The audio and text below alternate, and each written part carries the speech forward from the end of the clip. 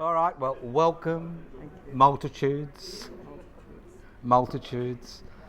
This is the second in a series regarding the political prisoners which were deported to the Australian gulags between 1788 and 1868. It was an 80-year period. There were interesting series of political prisoners which most of us know nothing about, including myself, until I looked at this issue. There are over 160,000 convicts sent here between that period, and over 3,500 were political prisoners. There were 9 separate groups of political prisoners, and this week I want to talk about the Defenders and the United Irishmen, the Society of United Irishmen. Now, last presentation I made the mistake. I was looking at the Scottish martyrs. I was saying the Scottish martyrs were the first convicts, were political prisoners which were sent here. That's incorrect. The first political prisoners arrived here in 1791, and they were what was described as defenders, and they're akin to a little bit like an Irish mafia in the good old days when it was established to protect the peasants. So what I want to do is I want to look at the situation in Ireland between about 17th century and the 18th century, and then I want to talk about the men who were deported to Australia as convicts, because if you don't know the background, it's difficult to understand what was happening.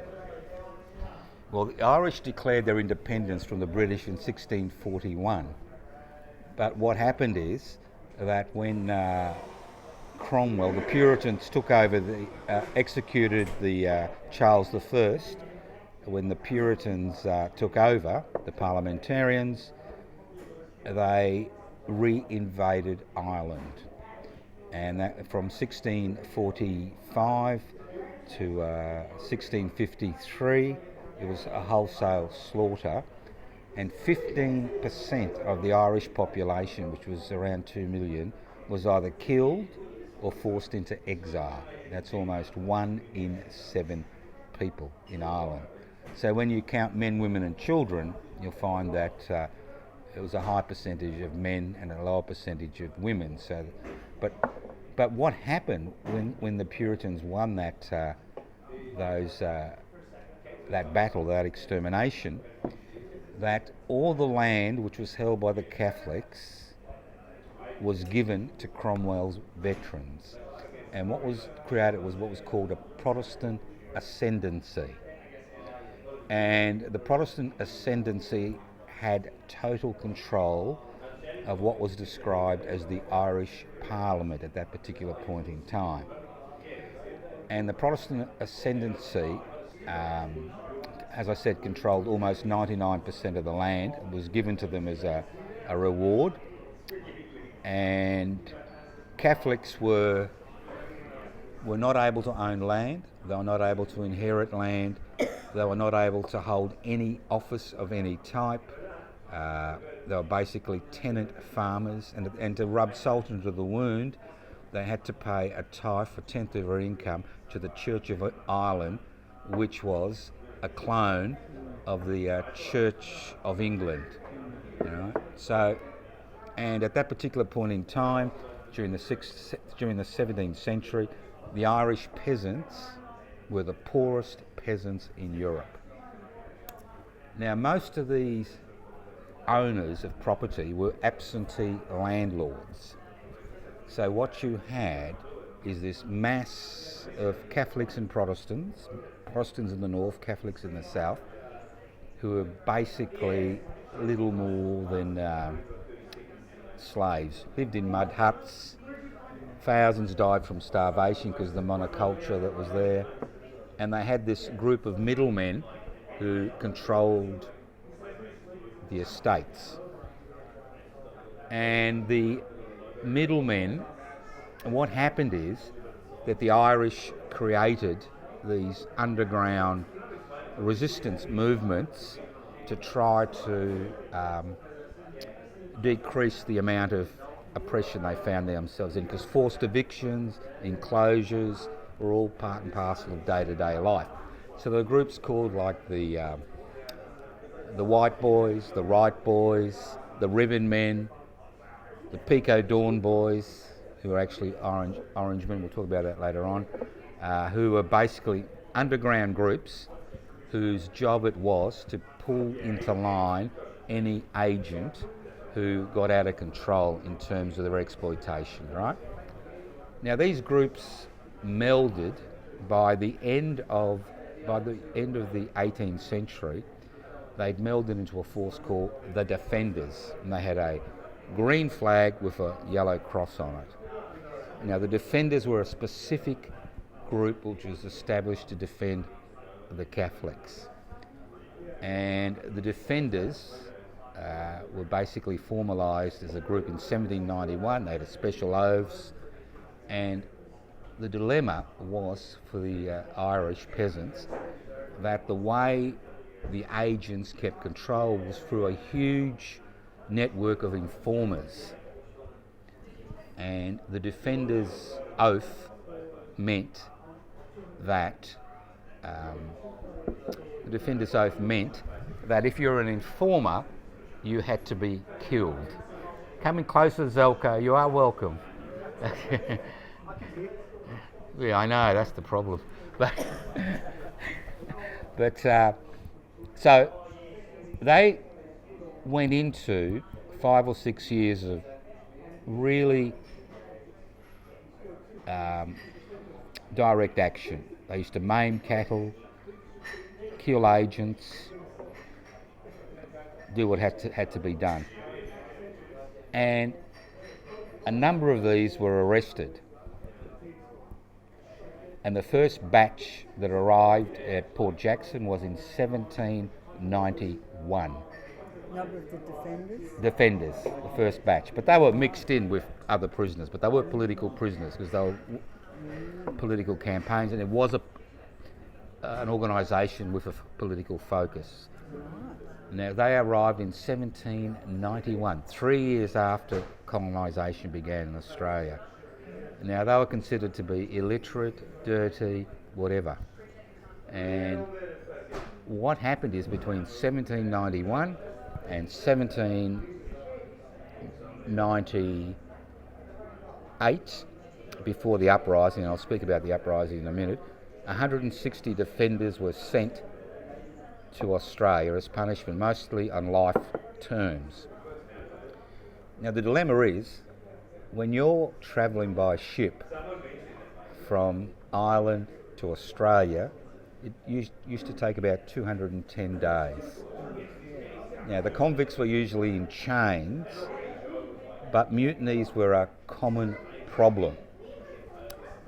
And on a number of these ships there were attempted mutinies, and the worst one was on the Britannica, where this was in 1793, where there were 90 defenders, which is a particularly large group when you've got 210 convicts on the ship.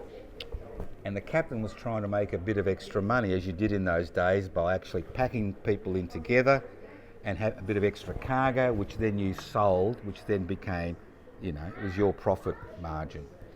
So there was an attempted breakout, and usually when there was an attempted breakout by the prisoners or any battle, the cry was death or liberty. That's where the phrase comes from the Irish, death or liberty. And when you heard that cry, if you're on a little ship in the middle of nowhere and you were the ship's captain and the soldiers were there, you knew you were in big trouble. So what happened is the ship was seized temporarily, but a number of convicts were shot dead. One of the leaders was hung. One of the leaders was shot dead. And the rebellion was controlled. Prisoners were forced back into the hulk. But what happened is the prisoners worked out who the informer was, and they were trying to kill the informer, but because of all the noise, the troops that were on the ship fired indiscriminately into the hull and killed 10 of the defenders. Now, a name I want you to remember is a man called Philip Cunningham, because there'll be three people I'll mention by name. Well, there'll be a number by name, but these are the three stories I'll follow. Now, Philip Cunningham was one of the leaders of the rebellion on the Britannica, so I'll speak about him later on. Now, going back to Ireland, what happened is that you had the same problem that the rest of Europe was facing. You had the call because of the American Revolution in 1776 and the French Revolution in 1789. You had the call for freedom, democracy, republicanism. And a lot of people think that the Irish Rebellion was all about Catholics and Protestants. Now, in Ireland you had three groups. You had the Presbyterians, who were basically immigrants from Scotland who'd gone to Northern Ireland to make their fortune, and they were the dissenters. They were called dissenters because they weren't part of the Church of England. You had the Roman Catholics, who were the Catholics. And on top of that, you had this structure, as I said before, where you had an Irish Parliament which was dominated by the Protestant ascendancy, because if you were a Catholic, you couldn't vote, you couldn't stand for office. And the interesting thing about, there were 300 representatives, and of the 300 seats, I think 216 were called what they call pocket boroughs, which means they may have 5 or 6 people be able to vote to elect somebody to Parliament, and another 70, I think 84 or 85 were what they call rotten boroughs. So, same thing. Well, the pocket boroughs were better than the... Now, the pocket boroughs were actually sold. If you're a lord and you had a pocket borough, you would sell membership of Parliament to a particular individual who would then follow your directions. In a rotten borough, you may have 7 electors and 2 people elected to Parliament. There was one seat which was actually out of 300, which wasn't a pocket borough or a rotten borough. So you had this conflict which was occurring all over Europe. You had this call for democracy, call for republicanism, call for freedom, all the usual stuff.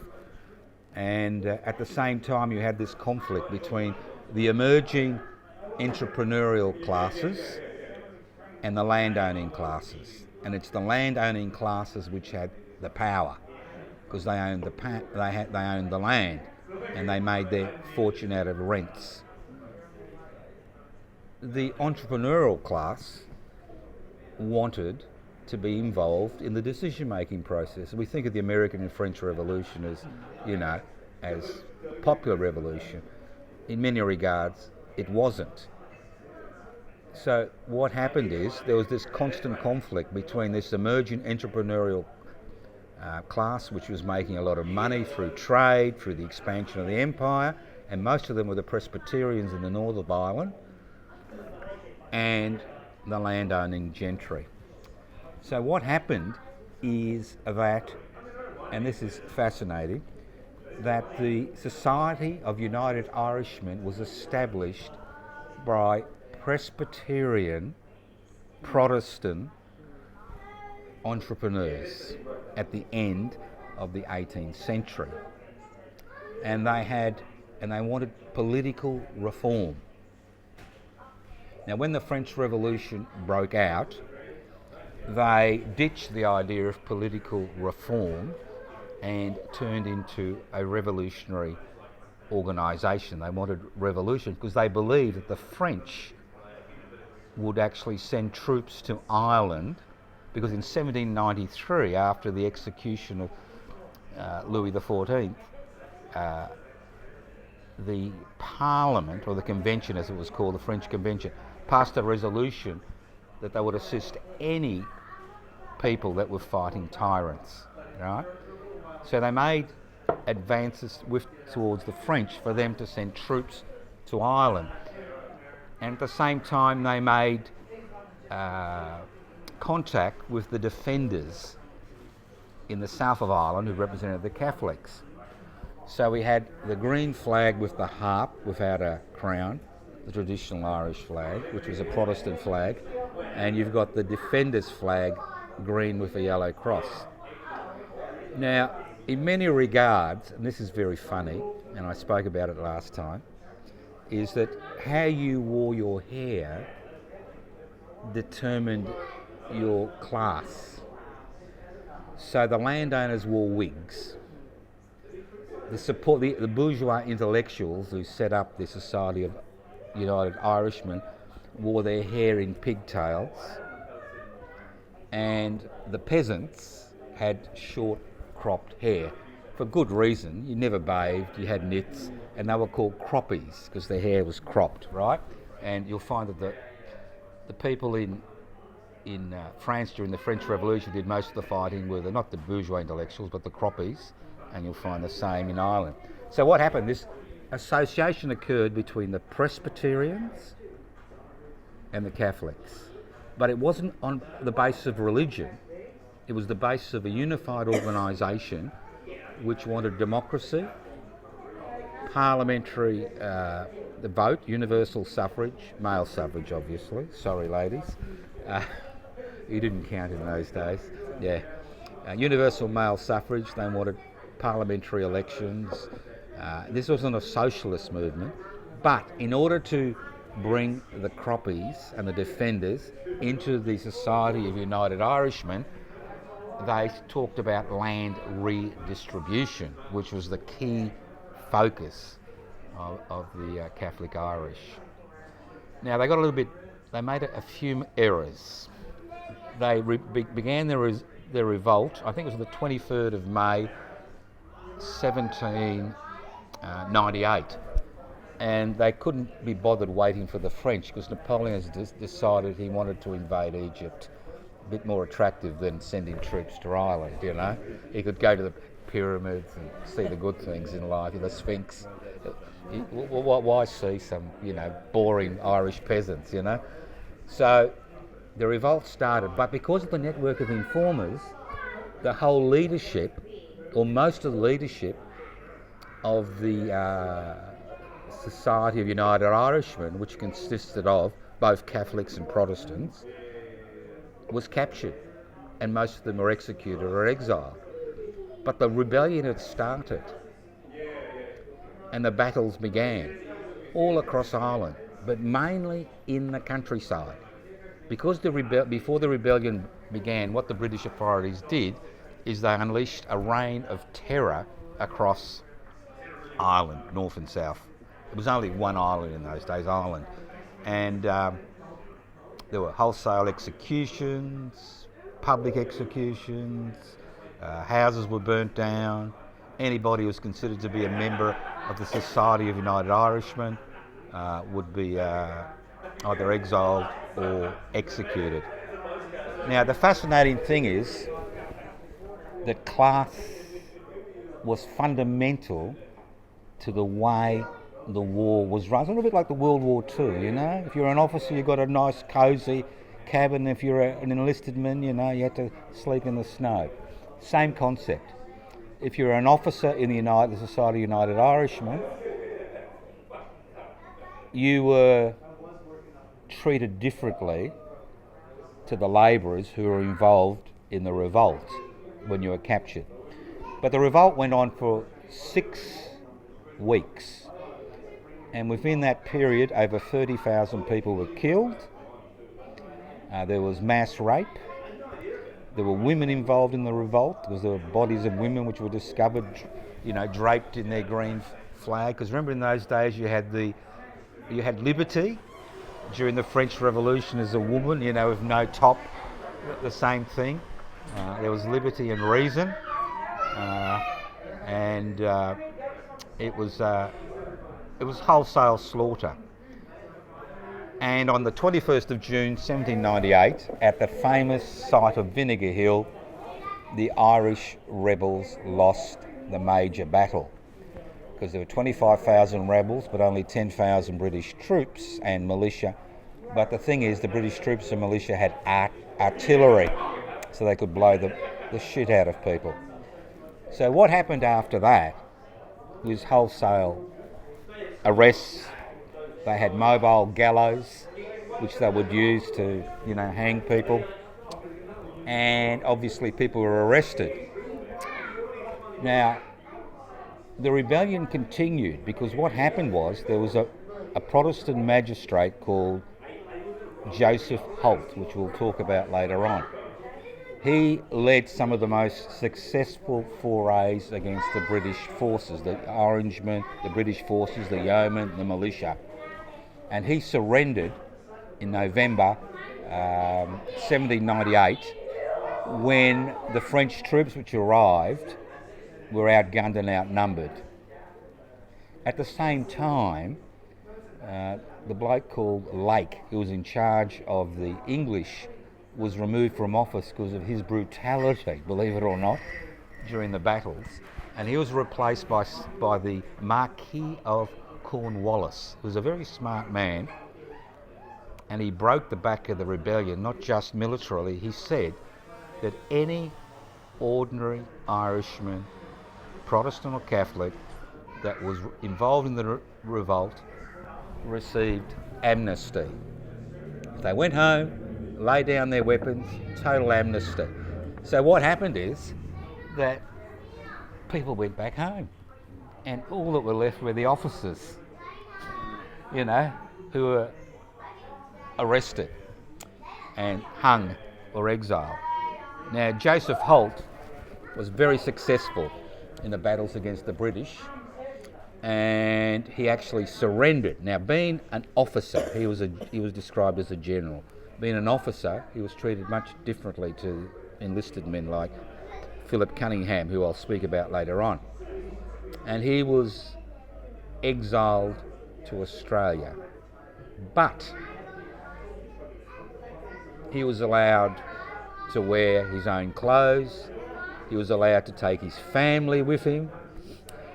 He was allowed, and when he arrived in Port Jackson, he was given a land grant because of the land they acquired by genocide of the Aboriginal population. So he was treated very differently. While most of the ordinary convicts, which were sent across, there were over 600 Irishmen sent across as prisoners, were subjected to physical punishment.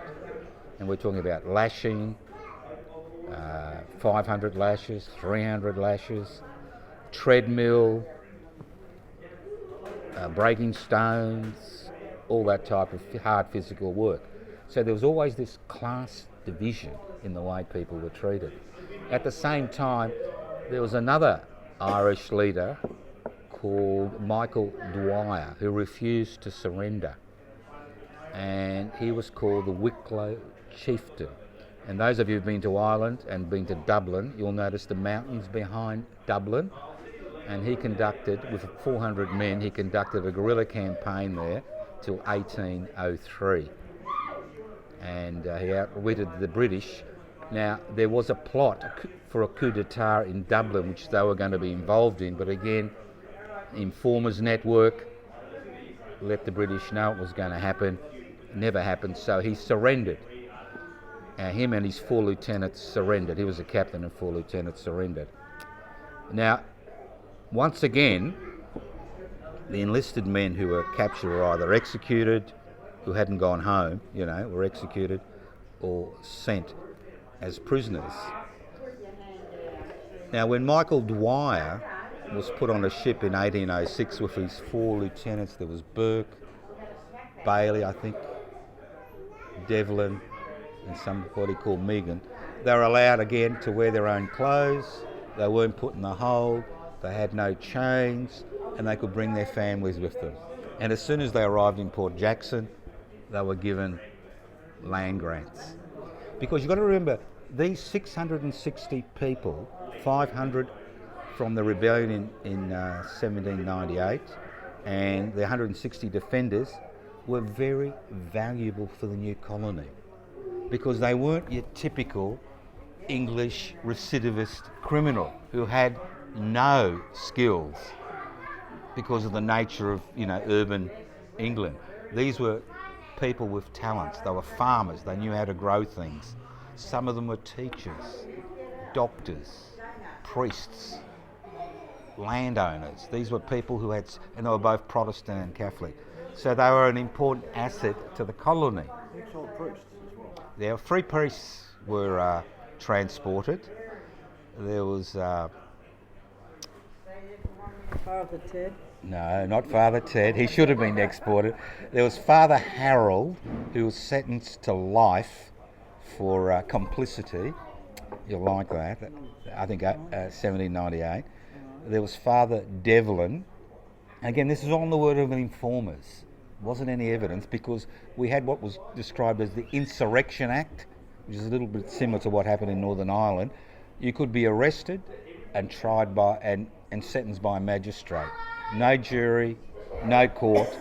You could be summarily hung. And there was Father O'Neill, who was very interesting. He refused to inform on people who came to his confessional because he was a Catholic priest, right? So he received 257 lashes, but to make it more interesting so he would break, they actually attached tin to the tip of the whip. And he was deported to Australia. So 3 priests were deported, as well as some Protestant preachers were deported. Because this is Protestant and Catholic. It wasn't just Catholic. Joseph Holt, Protestant magistrate. Michael Dwyer, Catholic farmer. Philip Cunningham, and these are the 3 people I'll talk about in depth, stonemason. So these were people with skills which were essential, because remember the colony was starving because of the rum corps, who were actually putting everything in their pockets. So they get to Australia, right? But we'll talk about Holt, Cunningham. Now those of you who were here last month will remember a little Irishman, one of the Scottish martyrs, called Maurice Margarot. He was an interesting character, and I'll mention him too. So what happened is that as soon as Cunningham arrived in Australia, he was sent to Norfolk Island, for extra punishment after being lashed, because he was one of the leaders in the Britannica escapade. But the interesting thing about Britannica escapade is things were so horrible. When the convicts arrived, or the Irish rebels arrived in Australia, they made a dash into the bush, thinking they could walk to China. And those that survived didn't starve to death. When they got back to the colony, were hung, as an example. So, but getting back, so Holt, Joseph Holt, member of the community. But again, they're very suspicious. There's 660 Irish rebels. The Governor King, Governor Hunter, they don't know what's happening. But they need these people's skills. So Philip Cunningham was allowed to leave Norfolk Island and come to Sydney, where he became the overseer of all the stonemasons, because he was a gun stonemason. And obviously when you're building a new colony, you need to build buildings, and if you've got a good stonemason. But the mistake they made is all the Irish, or 3/4 of them, were on one farm in Parramatta, and they all lived in, buildings together. So you can imagine the plotting that went on. And what eventually happened is that on the 4th of March 1804 we had the Castle Hill Rebellion, which makes, that's in it's Sydney, which makes Eureka look like a tea party. Because what happened is over 250 convicts, including English convicts, not just Irish convicts, were able to gather 25 muskets, pitchforks, and took over parts of Sydney. The whipping parson, you know, the Reverend Samuel Marson we all know about, the whipping Protestant parson. He was whisked away. Governor King was whisked away because they were on a hit list. Now what happened is a Major Johnston is an interesting figure. He was the head of the Rum Corps. He had 29 soldiers, 50 militia. He galloped to the site of the rebellion because what had happened is, and again this is where the informer network comes in, what had happened is that when the revolt started at Castle Hill, the other pockets of Irish rebels were to rebel. But the runner, there was only one runner who was sent to spark the rebellion in the other parts of Sydney, turned on his comrades and became an agent for the state. So he didn't tell anybody that the rebellion had broken out in Castle Hill. So this gave the authorities enough time to bring together these men. Now the thing is, they had superior arms, and Major Johnston did something which no gentleman would ever do. Now you've got to remember that it's all about class. Now to them, Philip Cunningham, who was a stonemason, wasn't a Michael Dwyer, wasn't a Joseph Holt, wasn't a captain, wasn't a general. So when confronted by these troops, Cunningham and his lieutenants decided to try to get a ship to escape from Port Jackson and go back to Ireland. So the mistake Philip Cunningham made, and if you're a leader you never do this, he went personally to negotiate with Major Johnston. Major Johnston put a rifle, a musket to his head, and that was the end of that. Then they shot indiscriminately into the convicts which or the Irish defenders which had congregated there. 15 to 20 were killed, others were killed that night. And what happened is that very night, Philip Cunningham was hung in a government store at Windsor. Now, of those involved in the rebellion, once the rebellion was put down, the net widened. And the interesting thing about the rebellion is, and even Governor King acknowledged this in his correspondence to England, when you look at it, he said there was no looting, there was no larceny, there was no loss of life. Because what the rebels wanted, one was a republic, and more importantly, they wanted to get back to Ireland. But it was a wide net. Mr. Joseph Holt, the magistrate, found himself sent to Norfolk Island. Maurice Magarot, the Scottish martyr who was involved in the plotting, found himself in Norfolk Island. What really upset the authorities was that English were involved. English convicts were involved in the rebellion. That's really upset them because they were concerned that the whole apple, the rotten apples, would spoil the whole barrel. So what happened is 8 convicts were tried and hung for treason. But the interesting thing is, not only were they hung, their bodies were chained to gibbets, and the 8 bodies were placed around Sydney till they rotted, just to act as an example to anybody else who rebelled. Yeah.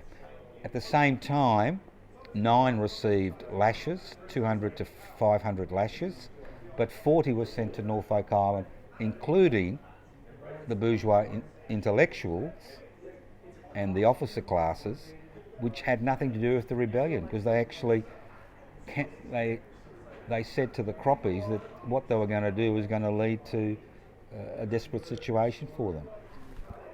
Now, when Michael Dwyer arrived 2 years after the rebellion on another ship which was involved in an attempted mutiny, and when he arrived, guess what? He was given a land grant. And his 4 lieutenants, Bailey, Burke, Meehan and Devlin, were also given land grants, because these were the people who were allowed to come across because they were officers. Cunningham was just a stonemason, right? So he was hung that night without trial. And they arrived in Sydney, 1806. They were given land grants, 100 acres, farms, jobs, while the Croppies, who'd been imprisoned in Port Jackson, were receiving some of the most diabolical physical punishments. A young man called, I think his surname was Galvin. If you're a governor like Hunter or King or Bligh later on, and there's 600 rebels amongst your convicts, there's only 5,000 people there. You're worried. You're worried constantly. You're going to be killed in your bed. So there's always these conspiracies and paranoia. So in order to get information, the Reverend Samuel Marsden, the Protestant Reverend, he was responsible, the magistrates, for the whippings. And there was a rumour going around that the rebels were making pikes. This was before 1804. So people were receiving 200 lashes, 300 lashes, 400 lashes. Galvin, that was his name, Galvin.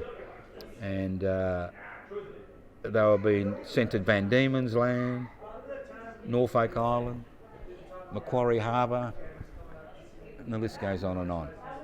And this was quite brutal, vicious punishment. So what happened? Well, Michael Dwyer arrived and his lieutenants, and they were just enjoying themselves, and Governor Bligh became the governor of New South Wales, and he was prone to paranoia, and he thought that these people were plotting against him. So he sent Burke and Dwyer down to Van Diemen's Land to cool their heels.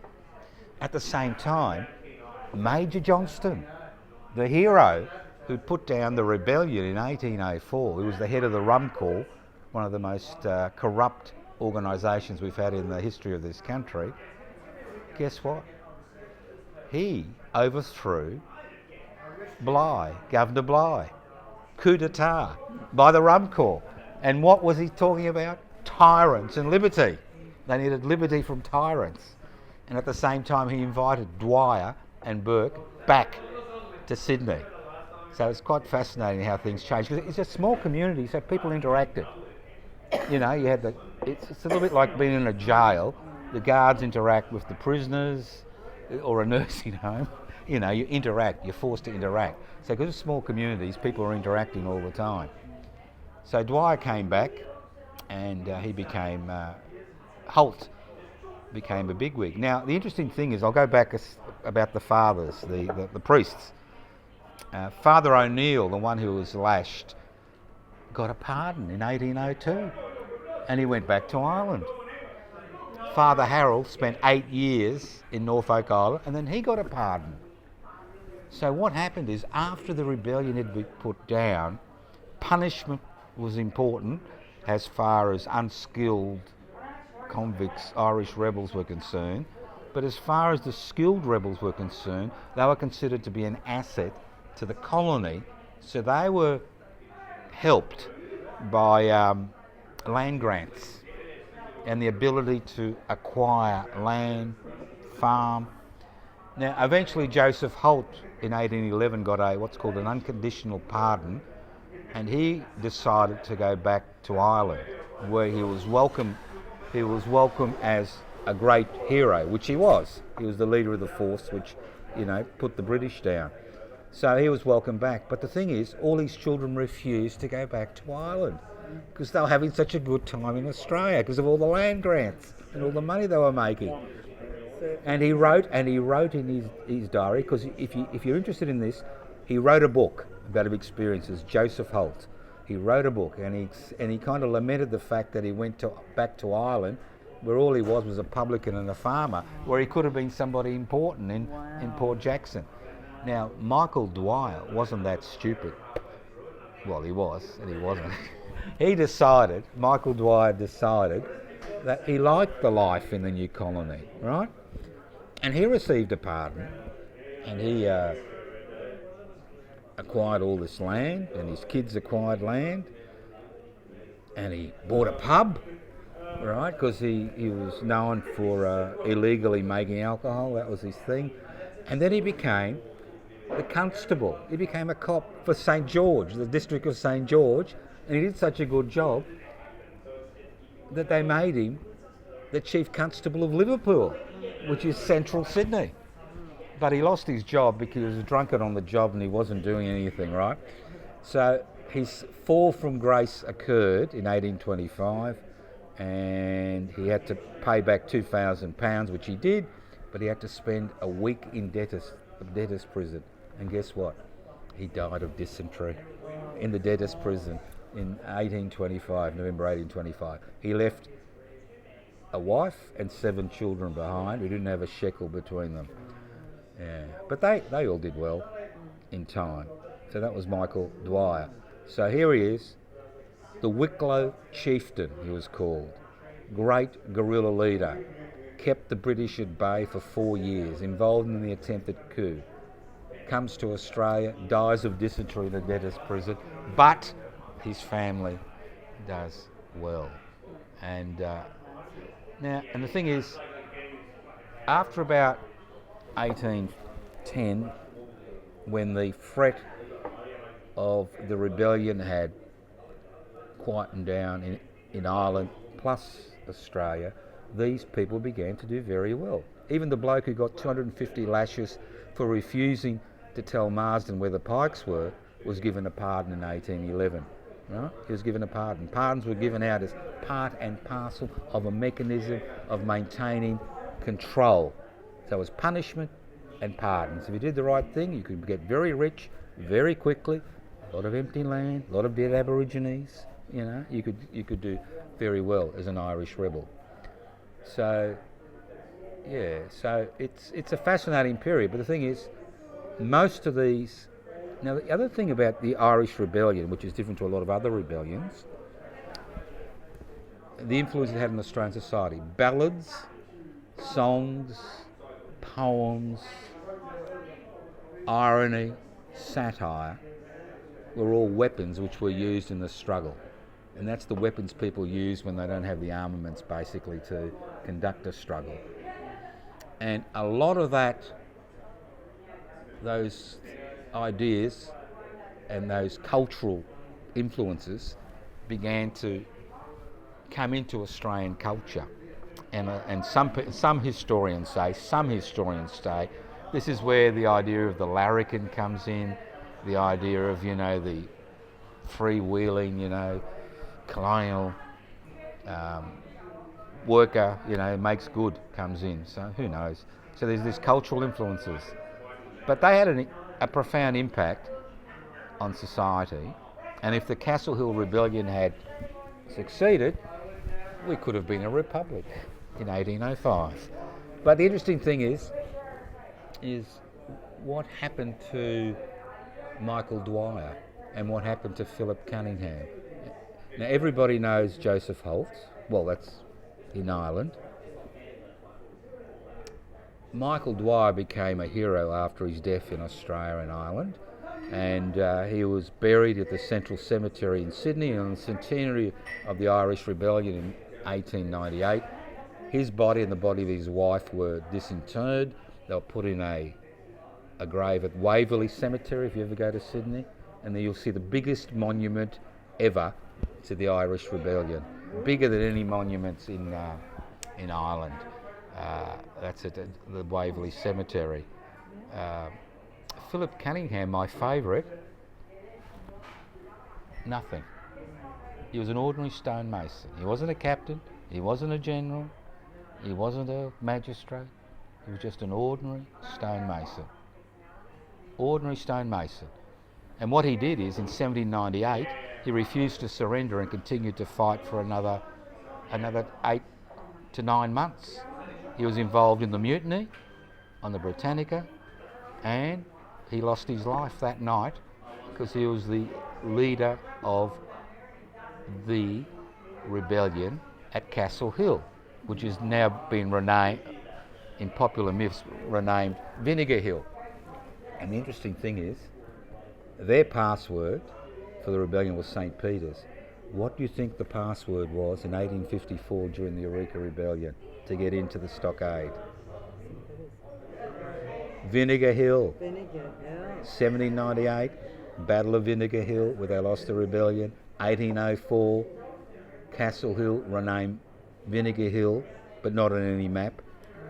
The password in 1854, Vinegar Hill. So there's that thing. The interesting thing is on the 4th of March, 2000, what is it? 4th of March, 2004, that's the bicentenary of the Castle Hill Rebellion. 12,000 people turned up in Sydney to celebrate the rebellion, so it's still remembered. But nobody remembers Philip Cunningham. Nobody remembers all the croppies that were hung, mutilated. So hopefully tonight we've put Philip Cunningham back on the record as a great rebel, ordinary tradesperson, back on the record, who paid the ultimate price, while Major Johnston, who broke the officer's rule of never, never ignoring what the white flag means when you have a truce, because he just went in and, he ignored it. He wasn't a gentleman, was never respected amongst the gentry because of what he did. Got 2,000 acres for his thing. So I'm ready for questions. I know it's a pot shot history, but at least what we do tonight is we pay our respects to these people involved in the rebellion. These were ordinary people, extraordinary people, under extraordinary pressures, who came together, and what I find fascinating is not on a religious basis, but a secular basis. They were part of that movement around Europe in Western Europe and the USA in that particular time, which revolved around the ideas of Thomas Paine, the ideas of freedom, the ideas of democracy, the ideas of republicanism. And that's what the Society of the Ida. Now you will find that as the history goes on, many Irish nationalists, and I'll talk about this later on, have changed the record in terms of how the Society of United Irishmen worked. Because with the Scottish martyrs I spoke about, and they had conventions, the English correspondence societies were the equivalent, but these were bourgeois intellectuals like me and Jeremy here, We were just pathetic bourgeois intellectuals. It's only when the bourgeois intellectuals were actually able to reach out and clasp the hands of those who have been oppressed and help to organise that rebellion, that rebellion occurred. It's only when that happened that the rebellion occurred. So that's the lesson. You can be a bourgeois intellectual. Come on, young fellas, calm down. Yeah, thank you, sir. Thank you.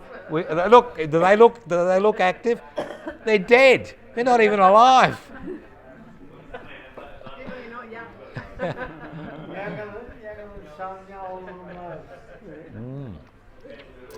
Yeah, true. So, so bourgeois intellectuals have ideas, but it's only when those ideas are taken up by the wider stream in society that things change. And the people who die in these rebellions are not the bourgeois intellectuals. Some do, some are executed, but it's really the ordinary people, whether it was France, still today. But you need the bourgeois intellectuals to set the scene, to help the organising, to galvanise things. So I'll leave it at that. Questions? Or you're all... Well, I heard that all the convicts were actually political prisoners. No, they were not political prisoners. There were 9 separate groups I'll speak of. There were 160,000 convicts. They were victims of circumstance. They weren't people who took political action. What they did is they're people who tried to survive via being involved in criminal activity. Yeah. That doesn't make him a political prisoner. To be a political prisoner, in my opinion, you need to have some type of program and philosophy or ideology. Well, what can I just add that I understood that they had all been involved in some kind of rebellion in their workplace. No, that's wrong. Wrong? Totally wrong. Are you aware of that research from Newcastle Uni? No. I'll be talking about the Luddites, the swingers, in the next few months. All right. Again, there are a small section of the political prisoners that were sent to Australia. It wasn't the machine breakers. There's only a very few number that arrived. Most of the people who arrived here were basically recidivist criminals, victims of circumstances, victims of the class system. They had no thoughts of revolt. It was about survival. There were several groups, you said? There were 9 separate groups. I spoke about the Scottish martyrs last month. I'm going, chronologically. I've spoken about the United Irishmen and the Defenders this month, and next month I'm going to look at the Luddites. Nobody knows that the Luddites were, and this is a working class movement which didn't actually have, they only had imaginary leaders. That's right, the Luddites. They're a very important part of the English resistance, not just to industrialisation, but the enclosure. When the common land was enclosed, people were forced into the cities, there was no social security system, machines took their jobs, but that's a different group. Of the 160,000, and there's been research done on this by people that have got much more time, energy and intellect than I'll ever have, and they've pinpointed approximately 3,500 political prisoners of the 160 that was there. Specific people who were sent out because of political actions. And that's the problem they had in the early stages of the colony, because most of the people that were sent out had no skills. They were part of the urban underclass, which grew as industrialisation grew, and the land was enclosed, and people were forced off the land into the cities.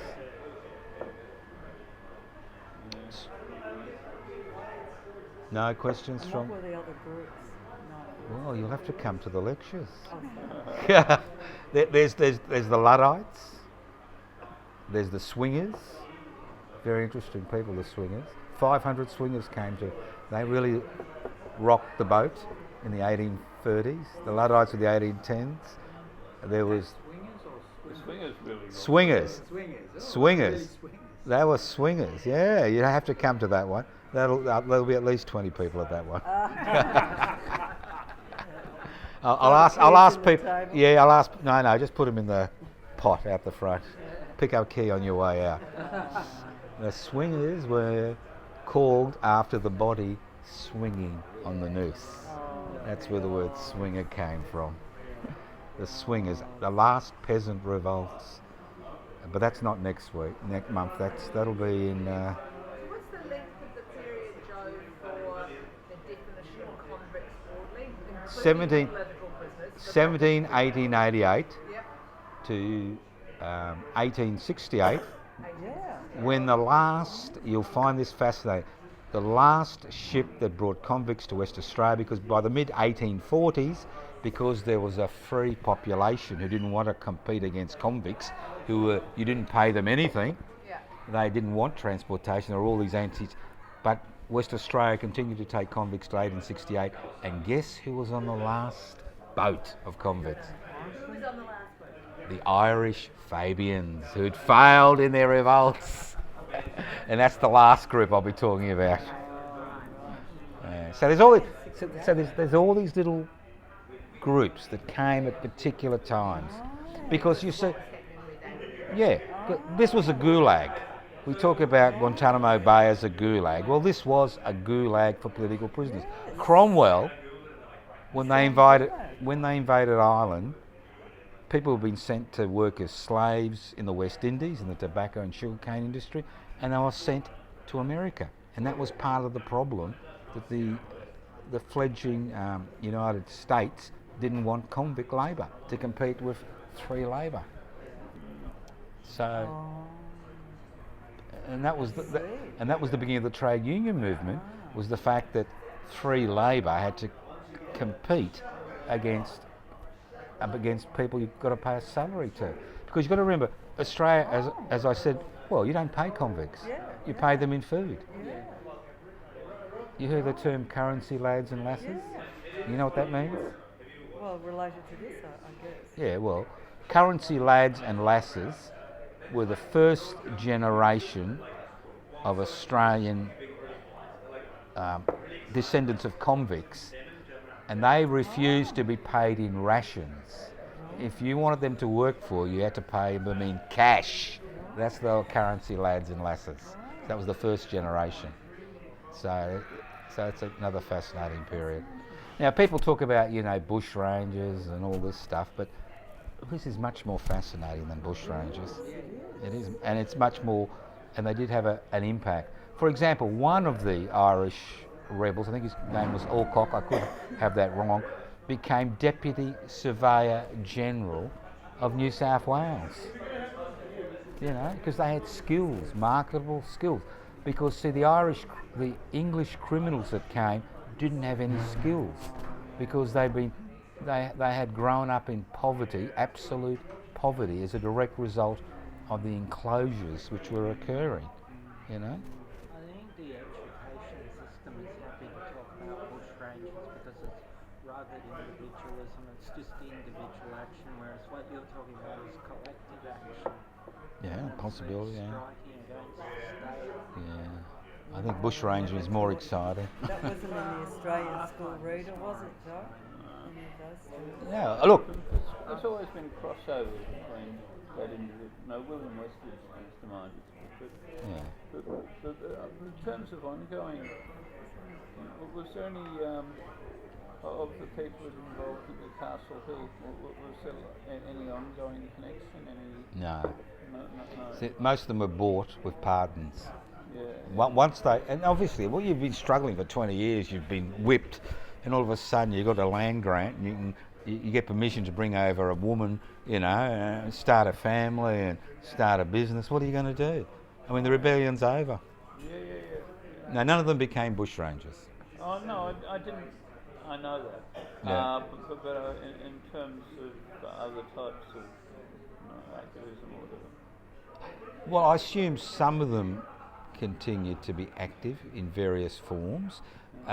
It is said that many of them were involved in the emerging trade union movement in the 1830s, and they had an influence on culture, because the solidarity, see, the oath of the defenders and the United Irishmen was a binding oath which you took, and that binding oath that you took meant that if there was an informer in your midst, that informer would be killed. So there was this solidarity, right? So the solidarity which you need to create a union, that idea percolated from that solidarity that the defenders and the Irishmen had, because the early unions used to last a year, 2 years, then there'd be a depression, they'd fold because they couldn't compete, So, the early unions, I'm sure they had an influence on the early union movement, especially in New South Wales. I mean, some of them became very rich. What? Were get opposed to that landed gentry sort of style. Yeah. And then when they were given land grants, it became exactly what. Well, they weren't the landed gentry in terms of 4 families controlling the whole of Ireland, controlling the Irish Parliament. Well, it's a new land. You've been through the hell. You're offered a way out. You're not going to harm anybody by growing things or being a grazer. Because you've got to remember, Australia was founded on 3 principles, and genocide, free land, and free labour. They were the founding principles. You cleared the land of the original inhabitants, you gave away the land initially to gentlemen of name and Quality, that's right, gentlemen of name and quality. And then you use convicts to make your fortune.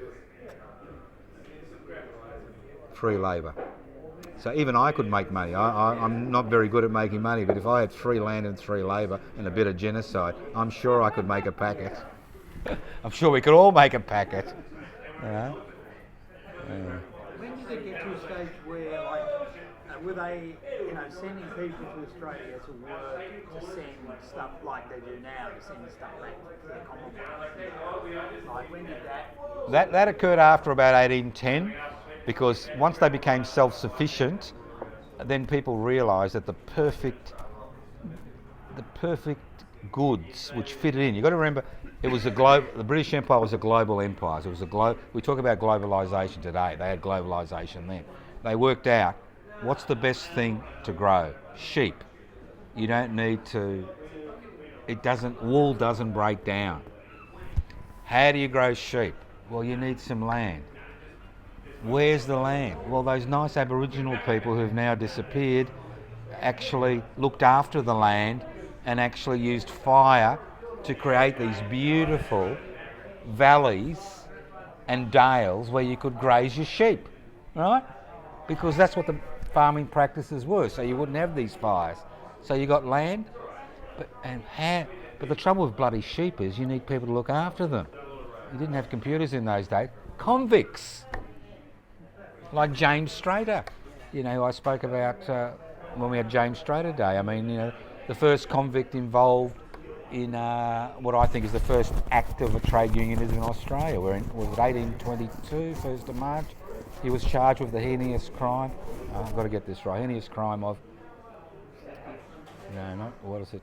Besmirching, exciting his master's servants to combine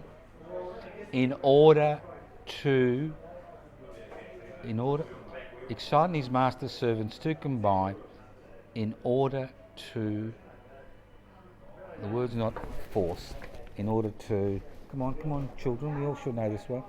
In order to excite his master's servants to combine in order to something him to improve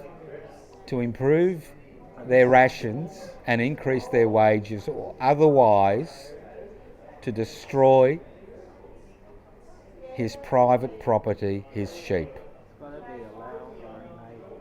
No, not allow or enable. It was could be allow. No, there was another word. Who knows? But what I mean is, that was the charge. And for that he got 500 lashes, 4 weeks solitary confinement. He survived the 500 lashes, and then he spent the rest of his life at Port Macquarie, Yeah, that was in 1922, 1st of March. Encouraging his master's servants to combine in order to oblige him. To oblige him, not force him, because that means he had some power. In order to oblige him to increase their wages and improve their rations, or otherwise to destroy his master's property, his sheep. So you've got free labour, free land, courtesy of those nice Aboriginal people. And you got wool. You just chuck it on a ship, you send it to the satanic mills, which were growing with the enclosure movement. They could make all those wonderful clothes, which you exported to the rest of the world. Globalisation. When did minerals on gold? Well, gold came. Well, the first discovery of gold was in 1851. It was in Victoria, but it was hidden by the government. Because you know what they were concerned about? That all those ticket of leave men they had, and women, that were working for them for nothing, would run away to the goldfield, and there'd be nobody to look after their sheep. And then they wouldn't have any wool to export. So what they did is, and this is why the Eureka Rebellion happened, what they did is, did they introduce a tax on the gold which was wrested from the earth? No. They introduced a miner's tax to discourage people. You get an area double the size of this for £5 a month, which was a real money, to discourage people from leaving those nice sheep and coming to the goldfields to win their Tats Lotto ticket, because that's what it was like. It's like winning Tats Lotto. So it's all about sheep. Wool, sheep, the new mills, they needed a steady supply, and we were the perfect place for it. So that will send back to England. Yep. Because it's the perfect product. Perfect product. You don't need refrigeration. You didn't have it anyway. Didn't need refrigeration. It's not like meat that you salt and you hope it. It's not like wheat where you get weevils. What eats wool? What? Moths. Oh, fucking moths. Moths. No, not greasy wool. Maybe clothes made out of wool, but not greasy wool. Yeah. Yeah. Yeah. Yeah. Yeah. Perfect. You got water, you got land, you got free labour, and you're a gentleman of name and quality, obviously. And because you're wearing a hat, you must be a gentleman of name and quality. Therefore, you're just the perfect person we need. So what used to happen is the fourth son of the Baron would be sent here with a bit of money to make his fortune because there were too many kids to inherit the estate, and break it up. Or the renegade son, who was involved in a bit of raping and pillaging, was sent out here to make his fortune. Because he was a gentleman of name. It was all about class. It's all about class. It makes the Hindu religion look like tame by comparison. All about class. Questions? See, I've got an advantage because I've done the research. I've got a question. How do you remember all that? Well, I read it 3 times. I write it down, then read it. I was reading it late last night, but I couldn't be bothered tomorrow. I brought the notes with me, but I don't bring the notes, and that forces you to recollect. Now, obviously there are things I've forgotten, and maybe I've made it all up. You did have to apologise at the beginning for a mistake. Well, I did make a mistake last week. I thought the first was this wonderful intellectual bourgeois Scottish martyr. No, it was these bloody sturdy defenders that came in 1791. What happened to Marsden in the Samuel Marsden? Well, he was in 1804. Died. I Did he don't. go back to Britain? No, I don't know when he died. The flogging parson. I could look. The flogging parson. I got no idea. He had one important. He hated Catholics, but he had one important positive. He was against slavery. He was involved in the anti-slavery movement, but he was very puritanical. I don't know. I assume he made his fortune in Australia. He was a funny sort of character, though, wasn't he? 'Cause Yeah. he's got quite a different.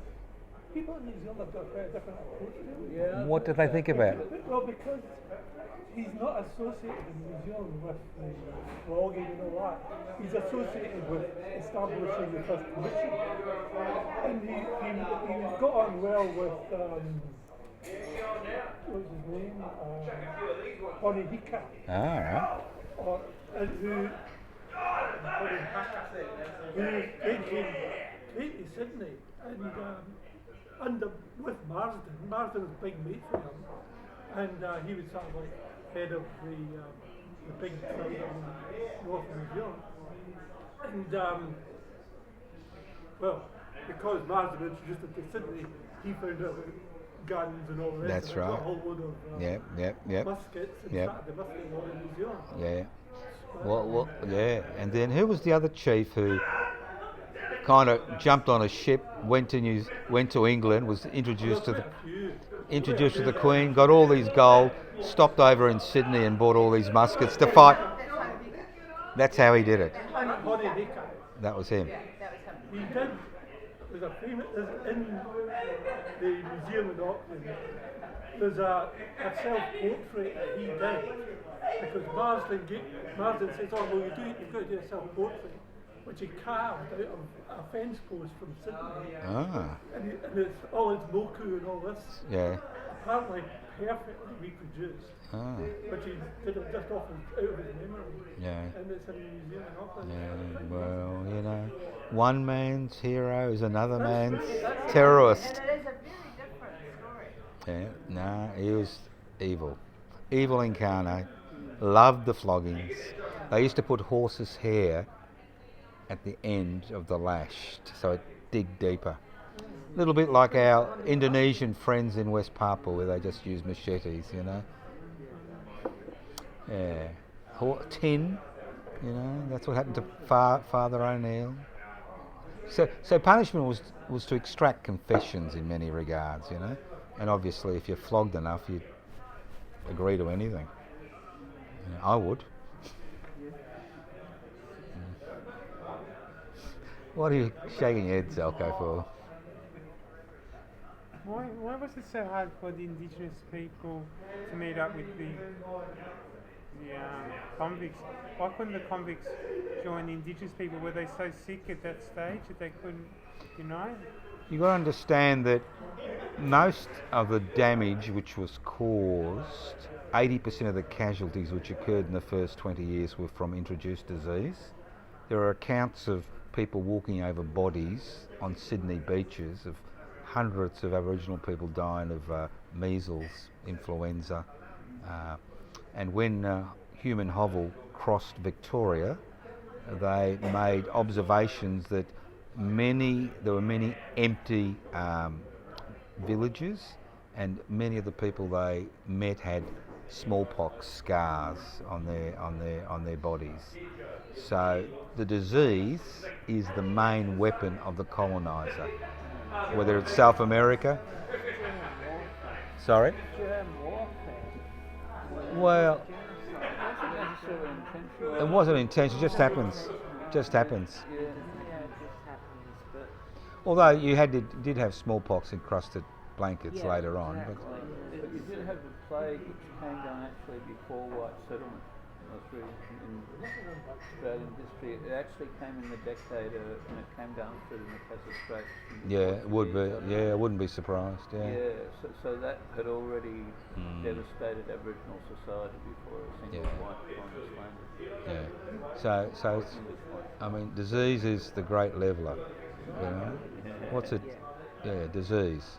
So when you when you arrive, you've got a dispirited, disorganised population because of disease. You're looking at mortalities of 70 to 80%. Anything else? Any other question? Another question was, with the religion side of things, if they didn't have a religious minister that day, would they have to work if they didn't have a religious minister? No idea. They didn't care about religion, as long as you're the right religion. See, the Presbyterians were the dissenters, the Catholics, well, they were papists. It's only the Church of England that was important. So only Church of England people went to church? No. I'm just saying we're important. But I think, the church. See, the churches. What happened is, as the Irish increased, the immigration increased. Most of the churches, cathedrals, and churches you see today in the cities were basically on land which was granted to the churches because Governor Hunter realised that if these Catholic Irish rebels were allowed to go to Mass, they were much easier to control.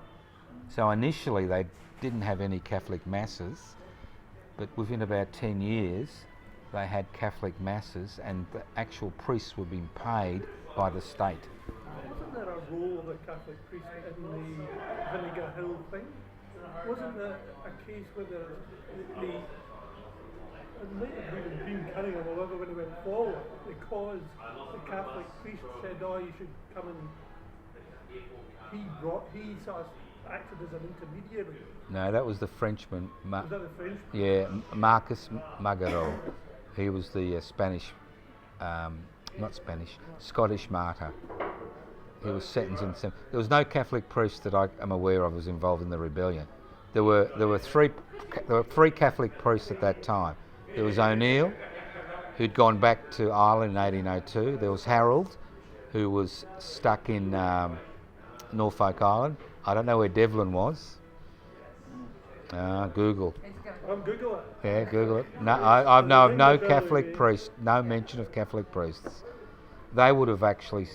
Joseph Holt told them not to revolt because he knew that it would come to no good. They can only suffer. So, is he? Oh, good. We can go and piss on his grave. Have a national day of pissing on Marsden's grave. Yeah, it'll be very effective. The trouble is I'm not Irish, so I don't care. That's the great thing about graves. Remember what happened to Papa Doc in Haiti when he died? The people raided his grave, pulled out his body and tore it limb from limb. That's how much he was loved. So you've got to be careful when you've got a grave.